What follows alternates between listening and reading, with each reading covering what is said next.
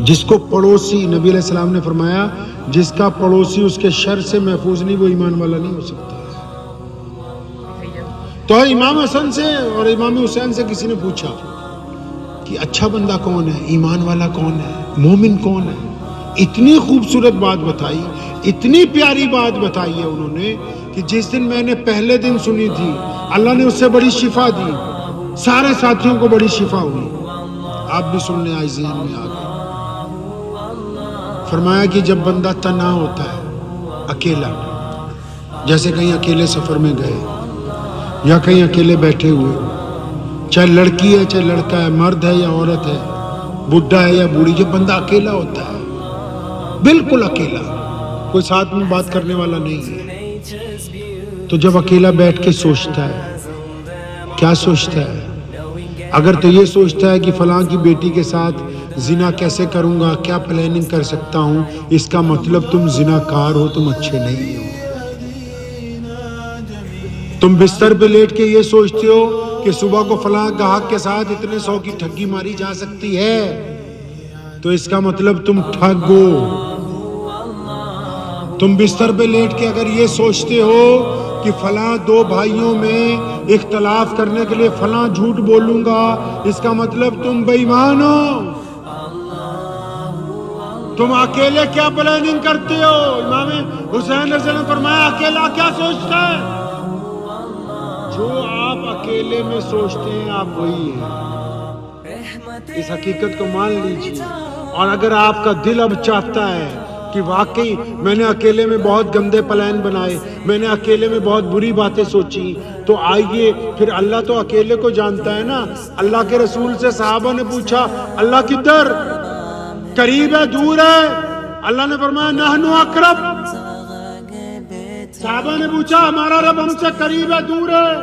فرمایا ان کو بتاؤ کہ یہ جو شارگ ہے اس سے بھی زیادہ قریب ہوں، اس سے بھی زیادہ قریب ہوں میں اپنے بندے کے۔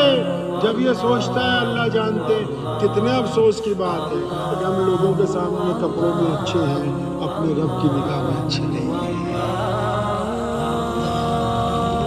اس لیے اگر میری آپ کی تنہائی یہ کہتی ہے کہ ہماری تنہائی پاک ہے، چاہے وہ ہماری بیٹیاں ہوں، چاہے ہمارے بیٹے ہوں، چاہے بھائی ہوں، چاہے باپ ہوں، چاہے چچا ہوں، کسی بھی معاملے میں، صرف یہی نہیں کہ زنا کے معاملے، کسی بھی معاملے میں اگر آپ کی تنہائی آپ کو یہ کہتی ہے کہ آپ اچھے ہو، آپ کسی کے بارے میں بری رائے نہیں رکھتے، تو اللہ کی مدد آپ کا منتظر ہے، اللہ کی مدد آپ کی طرف آ رہی ہے۔ آپ صرف ایک قدم چلیں، اللہ 70 قدم آپ کی طرف آئیں گے۔ آپ ایک قدم چلیں گے نماز کے لیے، اللہ آپ کا بازو پکڑ کے کھینچیں گے۔ آپ ایک قدم کاروبار کے لیے چلیں گے، اللہ کروڑوں روپے عطا فرمائیں گے۔ آپ ایک قدم محبت کا دوسرے کی طرف بڑھائیں گے، اللہ مخلوق کو آپ کی محبت میں مبتلا کر دیں گے، بشرطے کہ آپ کی تنہائی، آپ کی نیت پاک ہونی چاہیے۔ کر لیں گے انشاءاللہ، پکا وعدہ ہے انشاءاللہ۔ نیت پاک کرنے کے لیے دل تھوڑا بڑا رکھنا ہے۔ لوگ تانے مارتے رہتے ہیں۔ میرے والد صاحب شیخ اسلام مولانا حبیب الرحمن لدھیانوی رحمۃ اللہ علیہ، اکثر اگر کسی نے آگے کہنا مولانا فلاں بندہ یہ کہہ رہا تھا، تو فرمایا کرتے ایسی کسی کی برائی نہ کرو، ایسے ہی تیرا کام کر دیتے ہیں۔ مطلب تم تو اسی لیے برائی کر رہے ہو، آ کے بھی حضرت میرا کام پہلے کروا دیں۔ ہم نے جب کبھی جا کے کہنا، یہ تو لوگوں کی بات ہے، ہم نے جب ہوش سنبھالا، جب یہ کبھی کہا کہ فلاں بندہ اگر ہمارا مخالف ہے، تو فرمایا میں تمہاری برائیاں سننے کے لیے نہیں بیٹھا ہوں، مجھے یہ بتاؤ کہ ہم اپنی قوم کے لیے کیا کر سکتے ہیں، ہم کیا کر سکتے ہیں لوگوں کے لیے، ہم اپنے معاشرے کے لیے کیا کر سکتے ہیں۔ یہ رونا چھوڑ دو کہ فلاں نے یہ کر دیا، فلاں نے وہ کر دیا، ہم کہاں تک عوام کا فائدہ کر سکتے ہیں۔ قطرے قطرے سے سمندر بنتا ہے۔ آپ صرف غیبت چھوڑ سکتے ہیں، آپ صرف کسی کمزور کو سہارا دے سکتے ہیں، آپ کسی روتے ہوئے کو صرف ہنسا سکتے ہیں، آپ کسی مظلوم کو جو پٹ رہا ہے اس کے ساتھ کھڑے ہو سکتے ہیں، آپ صرف ظلم کے خلاف آواز اٹھا سکتے ہیں۔ آپ کیا کر سکتے ہیں اپنی ذات کے ساتھ؟ بس وہ بتاؤ۔ اللہ آپ کے عمل کو دیکھتے ہیں، اللہ نے آپ کو جج نہیں لگایا دنیا کے اوپر، اس کام کے لیے مسجد میں ممبر بنایا، بس جمعے کے دن امام کو کہا کہ ان کو بتاؤ کیا خرابیاں ہیں، صرف اسی کا کام ہے، ہمیں ایک دوسرے پر جج نہیں لگایا کہ ہم ایک دوسرے کو تانے دیتے پھریں۔ تو کام انشاءاللہ شروع کر دینا صبح سے۔ کہاں سے کرنا ہے؟ اپنے گھر سے۔ کہاں سے شروع کرنا ہے؟ گھر سے۔ آپ کا کیا نام ہے؟ سمیر، اس کا جبیر۔ گھر میں سے اگر شروع کریں، کس سے شروع کریں گے؟ اماں سے، بیوی سے، بہن سے، بھائی سے، ابا سے؟ ابو سے؟ تم؟ امی سے؟ آپ؟ ابو سے؟ آپ کس سے شروع کرو گے گھر میں؟ ابو سے۔ آپ اگر گھر میں تبلیغ شروع کرنی ہو، کس سے کرو گے؟ کس سے شروع کرو گے گھر میں؟ آخر کسی سے تو شروع کرو گے۔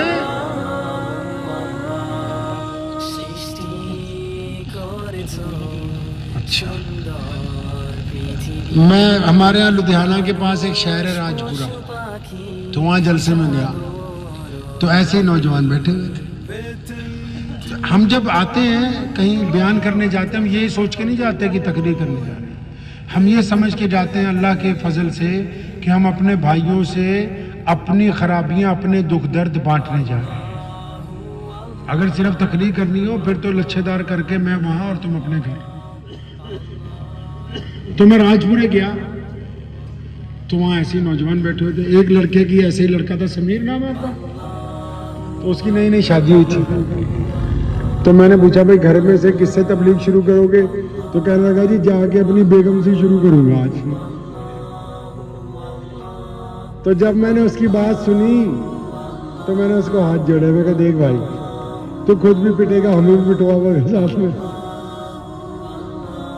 یمن ایک دیش ہے نا، تو وہاں ایک آدمی کی شادی بڑے گھرانے میں ہو گئی کسی میں، تو جب اس کا نکاح ہو کے آیا 2-4 سال گزر گئے، اس کی بیوی بار بار ڈانٹتی تھی اس کو، بڑا تنگ ہوا۔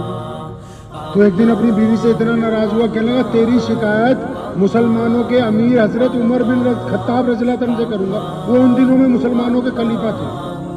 وہاں سے چلا مدینے آیا، پوچھا مسجد نبی میں عمر کہاں ہے؟ تو دوپہر کا وقت تھا، کسی نے کہا اپنے گھر گئے کھانا کھانے۔ تو جو لوگ کام کروانے آتے ہیں ان میں صبر نہیں ہوتا، تو مسجد میں نہیں بیٹھا، پیچھے گھر چلا گیا، دروازہ کھٹکھٹایا، السلام علیکم امیر المومنین۔ ابھی حضرت عمر نے وعلیکم السلام نہیں کہا، لیکن ان کی بیوی کی اندر سے آواز آئی حضرت عمر کے لیے، اس کے لیے نہیں، حضرت عمر کے لیے۔ فرمایا یہ پتندر پیچھے ہی آ گیا ہے، تینوں کام کوئی نہیں، ساری دیہڑی نہ جو بڑے رہنا۔ اب اس نے جو حضرت عمر رضی اللہ عنہ کو جلی باتیں سنانی شروع کی۔ اب یہ جو آیا تھا اپنی بیوی کی شکایت لے کے آیا، جو بہنیں وہ ناراض نہ ہو کہ سچ سنا دو۔ اب یہ اپنی بیوی کی شکایت لے کے آیا تھا، تو جب اس نے سنا بھی خلیفہ کی بیوی بھی انہیں ڈانٹ رہی تو بڑا گھبرایا، تو واپس چلنے لگا۔ تو اتنی دیر میں حضرت عمر نے اپنی اہلیہ سے کہا کہ بھلی مانس اب اس کی بھی سن لو، جو آیا تھی وہ بھی صحابیہ رضی اللہ تعالیٰ عنہ۔ فرمایا ہاں ہاں سن لو۔ تو دروازہ کھولا تو دیکھا وہ جا رہا ہے واپس، آواز ماری او بے رک جا بھائی، تو دور سے کیا کرا، بس میں نہ رکتا۔ ہاں عمر نے 2-3 آوازیں ماری، بات کیا ہو گئی، کس سوال لے کے آیا تھا، سوال تو بتا۔ فرمایا نہیں میرے والی تیرے سے کم ہے، میرا گزارا ہو جائے گا، میرا چل جائے گزارا، وہ اتنا نہیں کرتی، میں تو چھوٹی سی بات میں ہی آ گیا تھا۔ تو عمر رضی اللہ عنہ سے بولا، اس کے دونوں کندھے پر اور تاریخی بات پر فرمایا کہ ہم اپنی بیویوں کی اس لیے سنتے ہیں کہ نبی علیہ السلام نے تا زندگی ہماری کسی ماں کے ساتھ ناراضگی کا اظہار، اور فرمایا کیونکہ یہ ہماری غیر موجودگی میں ہمارے بستر کی حفاظت کرتی ہیں، ہماری غیر موجودگی میں ہمارے بچوں کو پالتی ہیں، ہماری غیر موجودگی میں ہمارے ماں باپ کی خدمت کرتی ہیں، اور فرمایا ہمارے علاوہ کوئی دوسرا ہے نہیں جس کو یہ اپنی بات کہہ سکیں، اور فرمایا بیٹا لکھ لے جو ان کی سنتا ہے پھر دنیا والے اسی کی سنتے ہیں۔ تو گھر میں تبلیغ کی بات چل رہی تھی نا, یہ تو بیچ میں قصہ آ گیا ویسے. تو گھر میں جو تبلیغ شروع کرنی ہے وہ بیگم صاحبہ سے نہیں شروع کرنی. امی بھی تو کسی کی بیگم ہے, نہیں سمجھے, وہیں سے چھید دے گی تمہیں سب کو. گھر میں ایک ہی بندہ خراب ہے, آپ کے گھر میں ایک آدمی خراب ہے, وہ کہہ رہا ابو. استغفراللہ.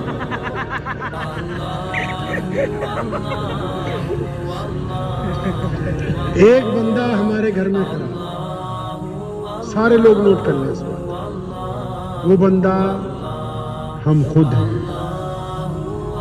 ہم خود, ہر بندہ جو بھی جس گھر میں رہتا ہے, چاہے وہ میری بہن ہے, چاہے وہ بھائی ہے, چاہے بڑی عمر کے لوگ ہیں, آج رات بستر پہ لیٹ کے یہ تو ہمیشہ روتے آ رہے ہو نا کہ فلاں نے میری عزت نہیں کی, فلاں نے میری بے عزتی کر دی, فلاں نے ہمارا یہ کر دیا. ایک دفعہ ایسے سوچنا ہے کہ ہماری وجہ سے کون کون پریشان ہے, ہماری زبان سے کس کس کو تکلیف ہے, ہمارے لائے عمل سے کس کس کو دکھ پہنچتا ہے. کیا ہمارے ابو ہم سے ناراض ہیں؟ قرآن پاک میں اللہ نے فرمایا جب ماں باپ بوڑھے ہو جائیں, یہ لفظ ہیں اللہ تعالیٰ کے, فرمایا یہ دونوں کندھے ایسے جھکا کے نوکروں کی طرح اپنے ماں باپ کے آگے جائے تو اوف نہیں کرنی ان کے آگے کہ تم تو خون کے ایک لوتڑے تھے, اگر یہ نہ پالتے تو آج یہ تمہیں جوانی حاصل نہ ہوتی. تو گھر میں کوشش یہ کرنی ہے, کریں گے انشاءاللہ. اسی بندے کو ٹھیک کرنا ہے, اسی بندی کو. کون؟ جو ہم خود ہیں. ہم اپنا لب و لہجہ درست کریں, اپنے دل کو تھوڑا بڑا کریں, اپنے والدین کے لیے, والدین اپنے بچوں کے لیے, بھائی اپنے بھائیوں کے لیے, پڑوسی اپنے پڑوسی کے لیے. لذت آئے گی زندگی میں اگر آپ رسول اللہ صلی اللہ علیہ وسلم کی سنت اپنائیں گے انشاءاللہ. نماز میں بھی لذت تبھی آئے گی کہ اگر نماز رسول اللہ کی سنتوں کے مطابق ادا ہوگی. اگر خالی ایسے ہی ہوتی رہی جیسے اب ہو رہی ہے پھر تو کوئی مسئلہ حل ہونے والا ہے نہیں. دشمن کو مت کوسا کرو. آخری بات تمہیں بتاتا ہوں, ہے شرمندگی کی, لیکن سنتے جاؤ. جب آئے تو دوائی پوری لے ہی لو, آج انشاءاللہ فائدہ ہوگا. میں آپ کے جو پڑوس میں صوبہ ہے وہاں ایک جگہ گیا تھا, تو ایک جگہ نماز کے لیے اچانک رک گیا. تو ان لوگوں کو دیکھ کے میرے ساتھیوں کو بہت سارے مسلمان اکٹھے ہوئے کہ اچھا مولانا آئے ہیں, تو مجھے کہنے لگے حضرت کچھ بتا دو, کوئی مسئلہ بتا دو کہ اللہ رسول کی بات. تو میں نماز پڑھنی تھی, 2 منٹ کا ٹائم تھا. شاید اس دن قاری سعید الزمان صاحب کے گھر میں شادی تھی بیٹ میں. میں باغپت سے آ رہا تھا, سہارنپور میں آ رہا تھا. تو تاریخی بات ہے تھوڑی سی شرم کی, لیکن رکھ لو, کام آئے گی انشاءاللہ. تو میں نے انہیں کہا, میں کہا بھائی 5 منٹ ہیں. اس وقت میں نائب شاہی امام تھا, والد صاحب رحمۃ اللہ علیہ حیات تھے. تو میں کہا بھائی میں تو اتنا پڑھا لکھا ہے نہیں, ٹائم میرے پاس کم ہے, مجھے قاری صاحب کے یہاں پہنچنا ہے. تو کہنے لگے نہیں حضرت کچھ بتاؤ. تو ایسی بھی پنجابی ہے کہ میں کہا بہ جو پھر تم 10 ہی دن بٹھایا. 20-25 لوگ تھے. ان کو میں نے محبت سے ایک بات پوچھی. میں نے کہا یہ بتاؤ کہ یہ مسجد کی بیت الخلاؤں میں ہزاروں جو بیڑیوں کے ٹکڑے پڑے ہیں, یہ سرکار نے بولا ہے کہ مسجد میں آ کے بیڑیاں پیا کرو؟ یہ حکومت نے کہا ہے کہ مسجد میں قرآن پاک صاف نہ کرو؟ یہ سرکار نے تمہارے پہ پابندی لگائی ہے کہ مسجد میں پوچھا نہ مارو؟ یہ حکومت نے تمہیں کہہ رکھا ہے کہ تم مسجد کے اپنے کارپیٹ نہیں درست کر سکتے؟ چلو تو کس مسجد میں لے کے جانا, 20 کلو مٹی ابھی نہیں دبا دوں. یہاں دیکھو ذرا گریبان کھول کے.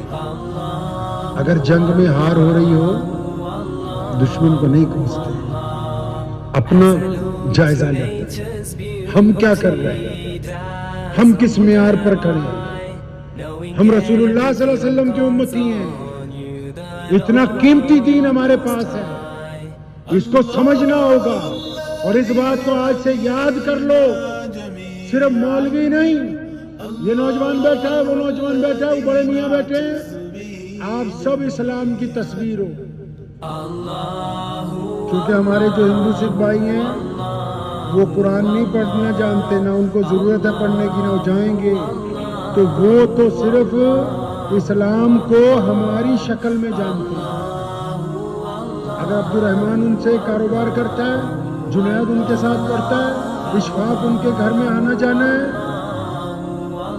عبدالعزیز کا ان کے ساتھ پڑوسی کا تعلقات ہے.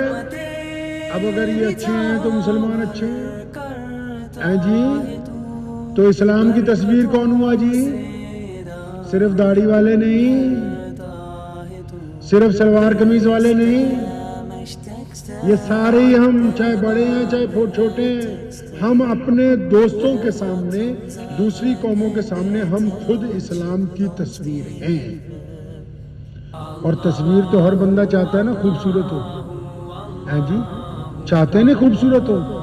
تو دین کی تصویر جو غیروں کے سامنے اس کو خوبصورت بنانا ہے، بنائیں گے انشاءاللہ. دعا کیجئے اللہ تعالیٰ مجھے بھی آپ سب کو بھی ان باتوں پہ عمل کی توفیق عطا فرمائے. میرے ساتھ 3-4 نعرے لگا لو دل کی گہرائی سے.